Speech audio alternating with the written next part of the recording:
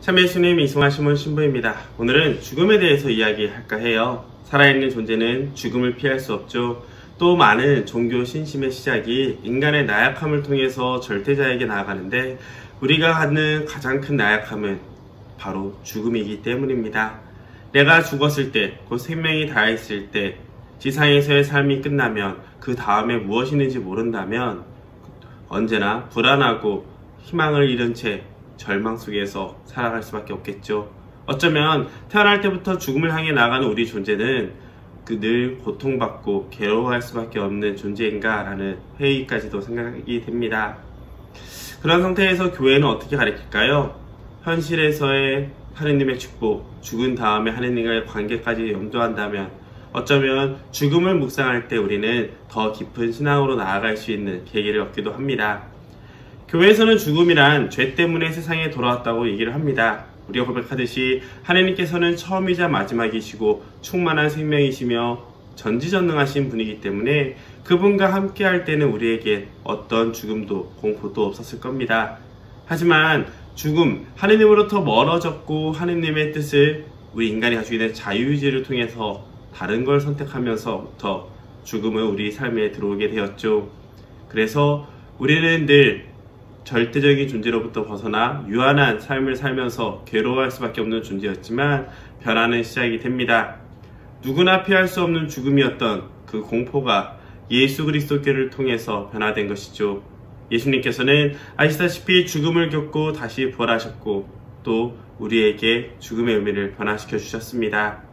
지상 생활의 끝이 단순히 끝이 아니라 하느님의 영원한 생명에 참여하는 기쁨의 순간으로 변한 것이죠. 그렇기 때문에 우리 교회에서는 죽음을 단순히 삶의 끝으로 보는 것이 아니라 하느님과 함께하는 온전한 영원한 관계로 들어가는 문으로 생각하게 됩니다. 이것은 우리 그리스도교가 장례미사 때 슬픔을 상징하는 검은색이 아니라 기쁨을 상징하는 흰색 제의를 입는 것도 같은 맥락이고요. 자, 그러면 교회가 죽음에 대해서 가르치는 것은 크게 네 가지 주제로 볼 수 있습니다. 하나는 심판, 그리고 천국, 지옥, 연옥이라는 개념이에요. 심판이라는 건 무엇이냐? 우리가 하느님께 받은 가장 큰 선물이 자유의지라고 했죠. 우리가 어떤 선택을 하고 어떻게 살아왔느냐에 따라서 우리 삶의 의미와 가치와 질은 달라지게 될 겁니다. 따라서 우리가 물리적 환경에서 존재했던 인간이 죽음을 통해서 영혼만 남게 되었을 때 우리는 지상생활의 선택들로 인한 심판이 시작이 됩니다. 첫 번째로는 개개인별로 죽었을 때 하느님 앞에서 심판하게 되겠죠. 이것을 사심판이라고 부르고요. 또 하나는 세상 종말의 순간에 하느님께서는 모든 영혼들을 다시 공식적으로 공적으로 심판을 하면서 하느님과 함께 할지 아닐지를 결정하게 됩니다. 바로 이것을 공심판이라고 부릅니다. 중요한 것은 우리가 일생생활에서 살아왔던 모든 선택의 결과는 우리 자유의지에 따른 책임이라는 것. 따라서 우리가 이 지상생활을 하면서 느꼈던 하느님의 뜻을 얼마큼 선택했느냐에 따라서 우리가 받는 심판은 오히려 기쁨의 영광의 시간이 될 수도 있고 하느님으로부터 멀어진 만큼 공포와 두려움의 시간이 될 수도 있을 겁니다. 마치 이런 거죠. 평소에 늘 공부를 열심히 했던 학생은 시험이 오히려 자신을 확인할 수 있는 좋은 순간이 되겠지만 공부를 하지 않았던 친구들은 비교되거나 좋지 않은 점수를 받을까봐 걱정하는 것과 마찬가지일 겁니다. 이렇게 심판을 통해서 우리는 세 가지로 나눠지는데 천국과 지옥과 연옥입니다. 중요한 것은 모든 것은 하느님과의 관계에 따른 것입니다. 하느님과 온전히 가까이 하고 그분 안에서 머물 때 우리는 천국이라고 말하고요. 하느님과 완전히 관계가 끊긴 것을 지옥이라고 표현하며 아직 하느님과 온전히 함께하기는 부족하지만 그분과 관계가 이어지고 있는 관계를 우리 연옥이라고 합니다. 물론 동양으로 전파됐을 때 처음에 사람들이 잘 알아듣지 못하자 그것을 장소의 개념으로 많이 설명을 했었어요. 하늘에 있는 천국, 지옥에 있는 감옥과 같은 지옥, 불길이 타오르는 지옥 같은 것을 얘기해서 많은 신자들에게 공포에 의해서 신앙생활을 하게끔 한 적도 있었습니다. 하지만 기억해야 되는 것은 하느님과의 관계에 따라서 나눠진다는 것을 알면 좋을 것 같아요. 자, 다시 한번 정리하면 천국은 하느님의 은총과 사랑을 간직하고 완전히 정화된 이들이 머무는 장소입니다. 우리가 말하는 성인들이죠. 이것은 하느님의 영원한 생명에 동참하는 상태이면서 그분 안에서 내가 사라지는 것이 아니라 내가 있는 그대로 있으면서도 하느님 안에서 함께하는 그런 기쁨의 순간이 됩니다. 두 번째로, 완전히 정화를 이루지 못한 이들, 아직 함께하기에는 부족하지만 그분을 향해 꾸준히 나가는 영혼들이 있겠죠. 이들을 연옥에 있다라고 표현을 합니다. 하느님을 선택했지만 유혹에 빠지고 죄를 지은 사람들은 완전한 친교를 이루지 못할 거예요.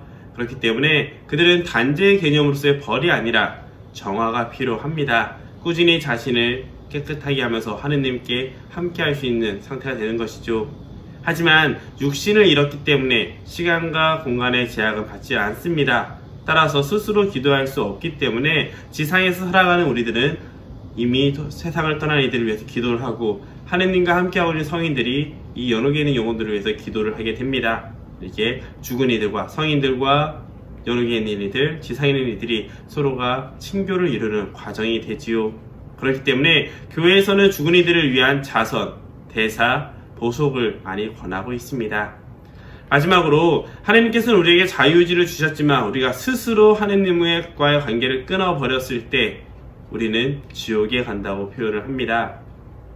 아무리 우리가 사랑을 주어도 상대편이 그걸 거부한다면 우리가 주고 있는 많은 선물들은 그에게 가지 못할 거예요. 그렇기 때문에 스스로 하느님을 거부한 이들은 하느님이 주시는 영원한 생명과 기쁨을 얻을 수가 없게 됩니다. 즉, 내가 잘못을 해서 받지 못하는 것이 아니라 늘 주시지만 내가 스스로 받지 않는 상태라는 것이죠. 육신을 잃고 불완전한 존재인 인간이, 그건 아시죠? 인간은 육신과 영혼이 함께 있을 때 온전히 한 안정된 존재가 됩니다. 하지만 육신을 잃고 불안한 영혼, 불완전한 존재가 된 이가 하느님과 함께하지 않았을 때 그 자체만으로도 영원한 벌에 처했다라고 표현을 하는 것이죠. 하지만 중요한 것은 지옥에 대한 가르침은 사람들에게 공포를 유발하기 위해서 한 것이 아니라는 겁니다. 오히려 내 삶에 대한 책임감을 가지고 늘 회개하며 더 중요한 것을 선택해서 나아가라는 교회의 절박한 호소인 것이죠. 그렇기 때문에 우리 교회에서 말하는 죽음 이후의 세상, 심판과 연옥, 천국, 지옥, 이 네 가지 개념을 바라본다면 우리가 지금 어떻게 살아야 되는지를 바라볼 수 있을 겁니다.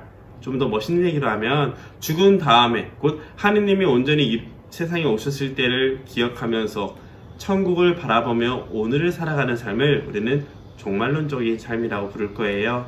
좀 더 쉽게 말하면 내일 세상이 멸망하더라도 오늘 내가 하느님을 선택해서 살아가는 삶, 유한한 존재이고 고통 속에 있지, 고통과 어려움에 있는 관계에 머물러 있지만 그럼에도 불구하고 이 안에서 하느님의 손길을 찾아서 그것을 나아가는 삶, 그것이 참으로 행복한 삶이 아닐까 싶습니다. 네, 오늘 이렇게 교회에서 말하는 죽음의 이유에 대한 교리에 대해서 말씀을 드렸고요.